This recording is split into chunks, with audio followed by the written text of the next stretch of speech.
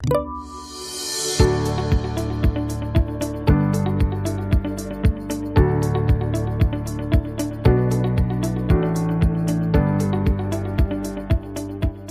friends, I'm Rachna and I have another interesting lesson for you today.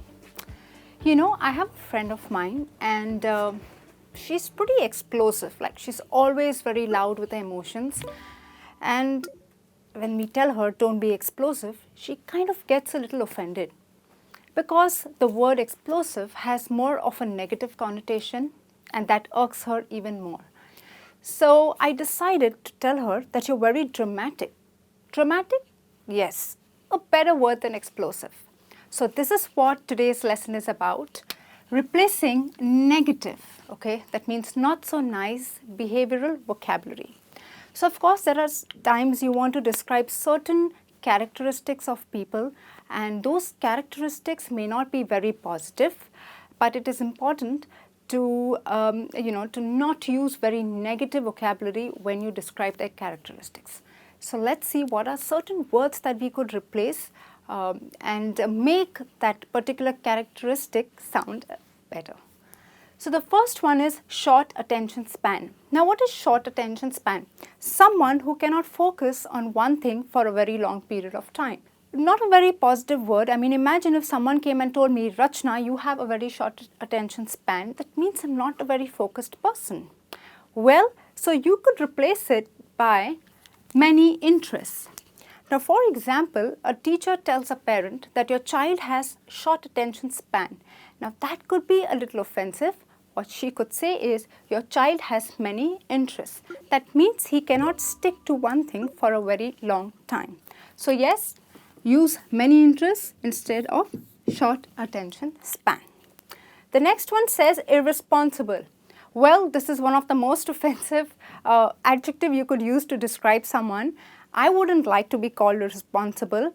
So if a manager has to tell his subordinate that you are very irresponsible, that could create further animosity between the two. So well, do not use irresponsible. What you could use is carefree. Now look how the whole meaning changes. So the manager tells his subordinate, Richard, you are very carefree about your work. Still a little better than irresponsible. I mean, imagine you're very irresponsible, not nice. You're very carefree. Well, a better word than irresponsible, and it's a nice way to give feedback when you want to tell someone that you are irresponsible. Yes? The next one is hyperactive. Now, hyperactive is a person who is highly energetic. He cannot sit in one place. He needs to talk a lot. He screams, he yells. So active beyond normal, tendency. Now, hyperactive again is it has more of a negative connotation because it shows that it is over and beyond a normal tendency. Okay, so if I have to tell my little niece that you are very hyperactive, can't you just sit quietly? I don't think people around would like the idea. But if I tell her, wow, you are very energetic for your age.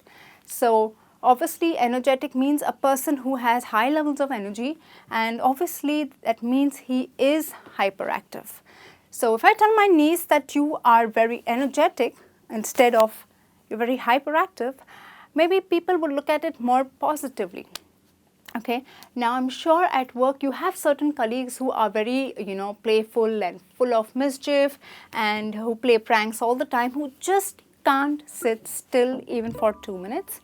Instead of calling them hyperactive, what you could say is, this group of my colleagues is very energetic. So remember friends, always try to use more positive adjectives even when you describe negative characteristics of people. The next one says loud. Well, avoid using loud because loud means someone who's very, not only vocal but also very boisterous and likes her presence or his presence to be felt. So imagine if you say, oh God, you're too loud, I can't stand you. That's rude and that's more of a negative meaning. The nicer way to say is, you are very enthusiastic. A better way to say loud, because loud by and large has a negative connotation. So if you tell someone you're loud, they could get pretty offended. But if you say, oh, you're pretty enthusiastic, well, it would be taken in a better way than loud. Okay, so the next one is stubborn, a complete negative adjective. Now, stubborn, you know who is stubborn? Stubborn is a person who just doesn't want to listen or take advice from others. He has his own set of thoughts, and probably even fixed concepts, and doesn't want to listen. He doesn't want to budge. I will do what I want and I will do it my way, and it has to happen my way. Most people are stubborn. I am, but just a little bit, not too much. Yes? So if you tell someone you're stubborn, and even if you say it to a child, they could get pretty angry, because stubborn is not a very positive adjective. So instead of using stubborn, all you could say is, you are persistent. Now imagine you are at your feedback appraisals at work, and your manager tells you, your work is good, but you're very stubborn. I mean, you would not take it too well. But if he says your work is good overall, but you're a little persistent, that would be a better feeling, because nobody likes to be called stubborn. Next is poor planner. This planning is a very important part, especially when you're working. So you need to plan your day. It could be plan your week, plan meetings, or plan for targets for the next 3 months. And if you're someone who cannot forecast or cannot see things clearly or have a fixed plan that you'd like to go by, that means you're a poor planner, and probably you just take things as they come, each day at a time. So there are a lot of people who do not get into planning, so they are poor planner. But if you tell someone, and especially if you tell someone at work, or if you talk about your senior and say, he always gets things done last minute, he's a poor planner, it's not a very good thing to say, and it's not a good way to describe your seniors at work. So what you could say is, he is present focused. Now, present focused means he only lives, like for the day, by the day, and doesn't think too much into the future, or doesn't plan too much about the future. So remember, poor planner, better word to use is present focused. Okay, friends? Well, the next one is disorganized. I think most of us are disorganized, or somehow we just kind of happen to be disorganized. None of us like it, but I think many of us fall into this category.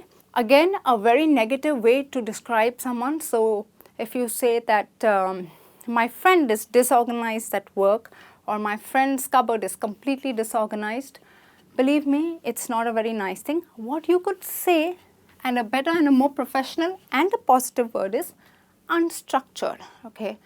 So for example, if I'm at a meeting, and if I tell you, if I say that I am very disorganized in my head with a lot of thoughts, I mean, obviously I'm not speaking too well about myself. But if I say I'm unstructured with my thoughts, it is better than using the word disorganized. And that is how this replaces disorganized in a better way. Anxious. Okay, something that all of us feel, and we do feel anxious when we take big decisions in our life. Now, anxious comes from anxiety. Yeah, so it's a feeling of nervousness, a little fear. You have butterflies in your stomach.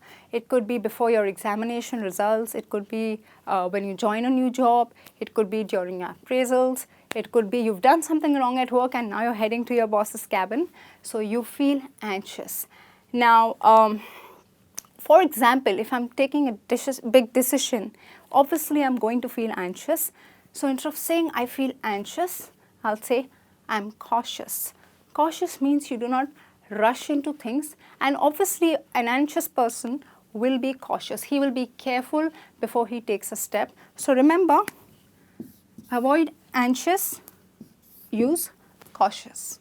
Okay? And the last word for today is disobedient. Complete no in your vocabulary list. Do not call anyone disobedient. Now, disobedient is someone who just doesn't listen and doesn't take your advice, and again does his own thing. So if you tell him to do A, he will do exactly the opposite. So someone who just doesn't like to listen. Okay. Again, if someone tells me that I'm disobedient, I'm not going to take it in my stride. So what he could say is, you are self-directed.